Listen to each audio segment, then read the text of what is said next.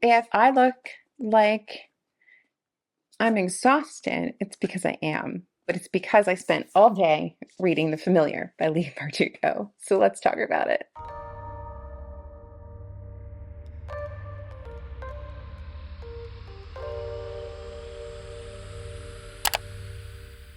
Hello, book friends. It's Alyssa. Welcome back to the channel. Hello if you're new. I'm really excited to talk to you guys about Leigh Bardugo's The Familiar. I just finished this a little bit ago. I filmed a video and now I'd like to just kind of quickly do a review. I don't think this is going to be very long, but the last time I said that, I filmed for 40 minutes. So you'll know before I do how long this is. So this is Leigh Bardugo's newest book. It is a historical fantasy, but I think it's better billed as a historical fairy tale. We'll get into it in the review. I'll try not to spoil anything, especially because it is so new, but I feel like if you approach it as a fantasy, you're going to expect a certain level of things. If you approach it as a fairy tale, then I think the weaknesses in this book don't outweigh the strengths of it, I think is what I'm trying to say. The strengths outweigh the weaknesses if you look at it like a fairy tale. That's what I'm trying to say. So this is set in Spain just after the sinking of the Spanish Armada. Tensions are high, particularly religious tensions. You have the Spanish Inquisition running around. I can't help myself but think about Monty Python every time they talk about the Inquisition, but that's okay. That's all. I didn't expect a kind of Spanish Inquisition. Nobody expects the Spanish Inquisition.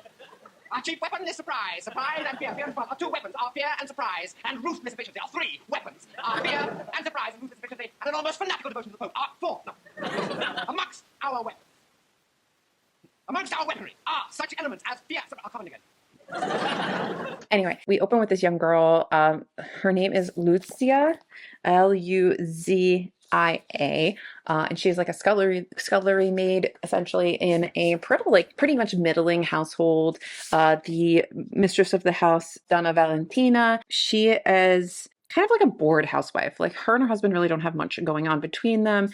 They don't really have a ton of money, but they like have just enough status where like they have to entertain, but she doesn't have enough flash pizzazz or anything. Like, if they have a dinner party, they have to basically eat nothing for the days leading up to and after the dinner party because they can't really afford the expense. So they're kind of keeping up appearances. But one day, Donna Valentina goes into the kitchen. She sees a burnt bread. She's very mad, but by the time she turns back around, the bread is no longer burnt. And it's not burnt because Lucia has magic. She can sing these words and cast like little miracles, is what she calls them. She can do little things.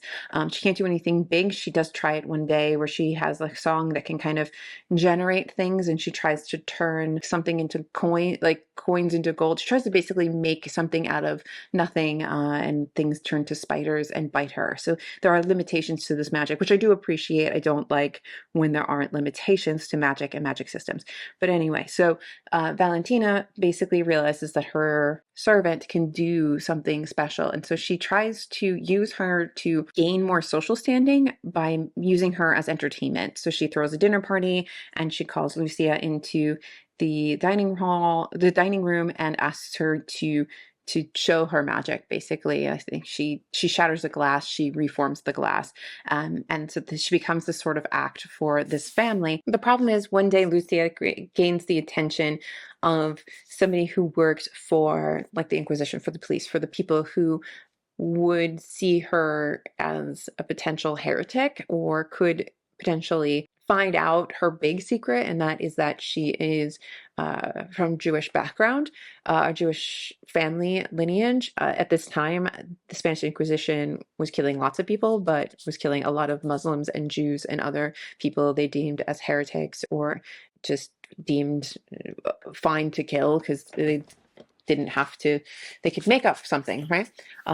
Absolute power will do that to you. She's very afraid of somebody finding this out, and a lot of her magic comes from that heritage, the Jewish heritage. It's something that was shared by her aunt to her aunt who is living as a kept woman by this very wealthy man, and she is essentially his mistress. She is this bejeweled concubine kind of woman, and they only have each other. There's nobody else in their family. So when Lucia gets found out, Lucia ends up being brought to this very rich man who is also the patron of her aunt, and he decides he's going to use her as his like champion in this tournament that's going on, that is sponsored by this man Perez, who's this failed secretary of the king. So Perez is hosting this tournament to try to find essentially a magician, a miracle worker that the king can use to up his chances at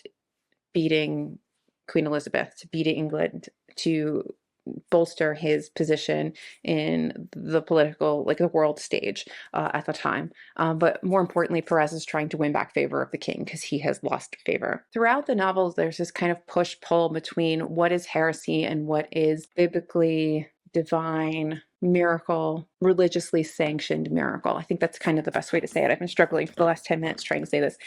So there's constantly this push or pull. And when Lucia goes to her aunt's home and she gets introduced to her patron, and he decides that he's going to make her his champion, because his original champion has mysteriously died. She is asked to show her skill. She shows her skill, and she is introduced to this man they call the Scorpion Sant'Angelo, and he is this very mysterious character. He's kind of dark. You trying to figure out the whole time, like, what is his backstory? Why is he so cursed? He's quite clearly cursed. There's something up with him. He can almost blend into shadow. He's just eerie. He's a very eerie character and also quite sexy. But he is tasked with training Lucia in her magic. And you start to watch the relationship between these two people, and you get to learn a bit more about the magic and the world and the political landscape and the dangers that they both face. You find out his curse and what led up to that, and the constraints on his own life and his own freedom. And you watch how he helps or tries to help Lucia essentially achieve what he can, which is having a life that is free. They have the tournament, things happen. I'm not going to spoil anything. The Spanish Inquisition gets involved. It's dramatic, it's action-packed, and it is fun. So it's kind of the plot of the book. It was a little messy. It was a bit messy, but that's kind of the plot of the book. I'm trying really hard not to spoil anything for you, and it's always hard for me to summarize a book and not spoil it. So anyway, now that we kind of have an idea of what is happening in this, the things that I didn't like about it. I think some of the things that I thought were weaknesses, I don't want to say I didn't like it, because I could not stop reading this. I literally started this before I went to bed early this morning, and I finished it after I woke up this afternoon. So I basically just spent all of my waking hours reading this until I was done. So I obviously very much enjoyed it. I needed to know what was going to happen with our characters. I think that some of the stuff that I didn't like, or that was weak for me, I think the explanation of a lot of this magic is a little weak. I think that if we are going to judge this as a fantasy, I think that this should be a bit more robust. We should get more information on how this magic works, how the other magic works, because people have different ways that they perform their miracles. We have this champions kind of thing going on. We have these 4 people who are brought to do these 3 trials to show off their magic and become the champion for the king to do whatever magical work they're going to do for the king. They're all different, but I don't feel like we explore that enough. And I feel like we should, if this is a fantasy. If this is just a fairy tale, I think that the level of explanation we get on each thing is sufficient. It's sufficient to be in a world where magic can happen, and these are the kinds of things that can make magic happen. I also feel like some of the character development was a little bit rushed. I feel like her cousin, I was expecting there to be a twist or more depth to her, or something else involved other than for her be like this conduit to, 1, teach her magic, and 2, get her to become somebody competing in this tournament. I feel like there was so much potential in a lot of these characters for us to get more, and Leigh Bardugo doesn't give us enough of it. Like, there's this playwright character. I kind of wanted her to be a lot more involved in this story other than just kind of there on the sidelines a lot. Like, she does more at the end of the book, but she could have been doing more throughout. I feel like that you could have done something really interesting with her. You could have maybe even done something very interesting with this plot in her. I don't know. The structure of the story, maybe you could have integrated her into. I think like you could have played with her more, I guess is my point. Then Valentina, the mistress of the house, I feel like we get some character development out of her, but again, we could have gotten more. I just feel like we could have spent more time fleshing out our characters. But again, if this is a fairy tale, I don't need every side character to be fleshed out. I need like my main people to be fleshed out, and I do feel like our main characters are. But I would like, if this is supposed to be historical fantasy, I feel like you could flesh people out more. I'm thinking about something like Deborah Harkness. I think she does a really good job of doing historical fantasy, and that can be very, all of your side characters are very well developed. So, Diana Gabaldon, is that her, how we say her name? The Outlander lady. All of those characters are very well developed. So if I'm looking at this as a historical fantasy, I feel like that's a very weak point in this book, especially because this is an adult book. But if we look at it like a fairy tale, like I said, I feel like those weaknesses aren't as important to the overall enjoyment of the book. That becomes much more like plot. Like if the plot is good and it makes sense in some way based on what you're telling me, then I'm enjoying it. In terms of strengths, I do think that this reminds me a lot of some T. King Fisher novels. Not that they're like exactly one-to-one comparisons. I think there's some humor that's missing that T. King Fisher always seems to be able to put into things, and there aren't like the magical creatures or anything like that, but the feeling of being in a adult fairy tale, that feeling of having these incredibly powerful women in your adult fairy tale, I feel like that is very T. King Fisher. So I think if you like those aspects of a T. King Fisher fairy tale, I think you're gonna like this. Like if you read Nettle and Bone and you liked how the women don't need a man to save them, they can save each other, I think that you'll like this. But there is like a humor that's missing. There is that sort of tongue-in-cheek thing that T. King Fisher can do that Leigh Bardugo just doesn't, which is fine. But just don't go in expecting that from me saying T. King Fisher.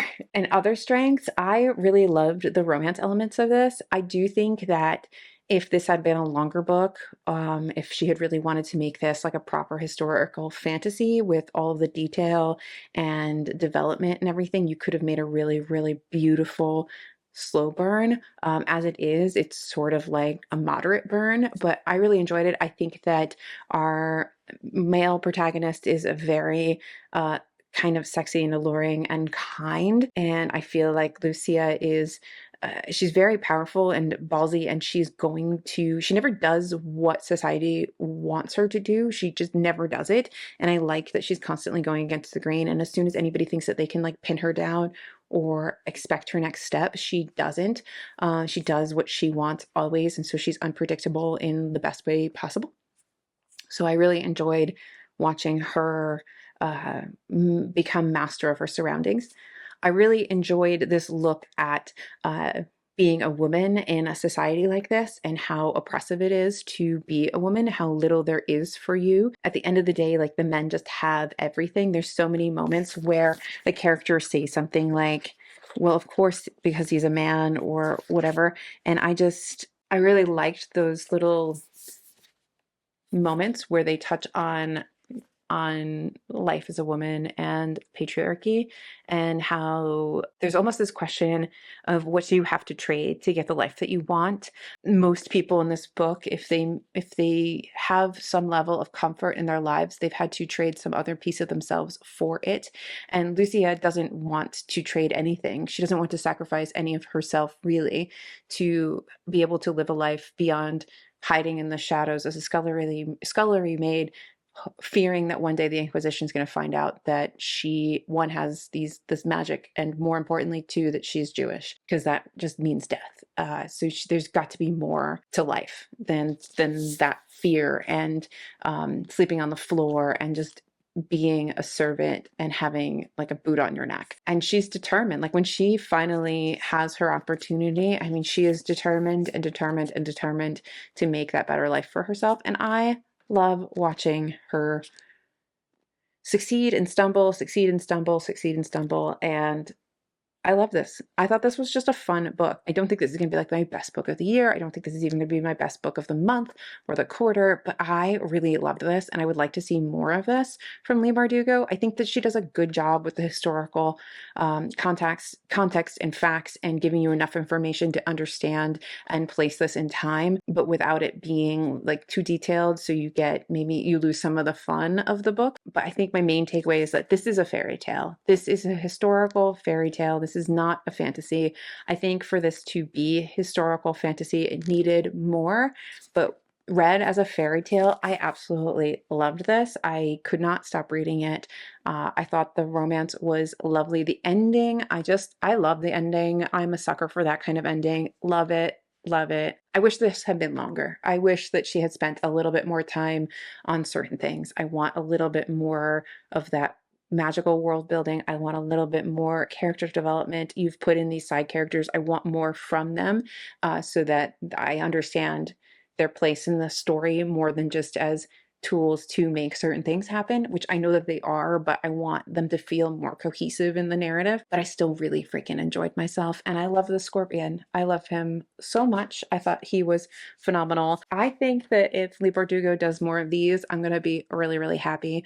I hope that she moves a little bit away from the Grishaverse because I think that we're all kind of a little tired of it. But this, I would like more of this. So hopefully she'll give us more historical fairy tales. That's what I'm going to call it. Is that a genre? I'm making it up now.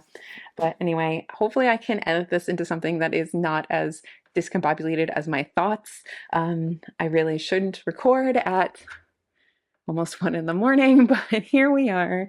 I appreciate you all being here. If you've read The Familiar, please let me know. If you have differing thoughts on this, please let me know that as well. I would love to hear how everybody else is taking this. I know this is one of those like anticipated reads that a lot of people had for the year. So I think people's reviews are slowly coming out and it'll be interesting to see where this falls sort of overall with people. But I really enjoyed it.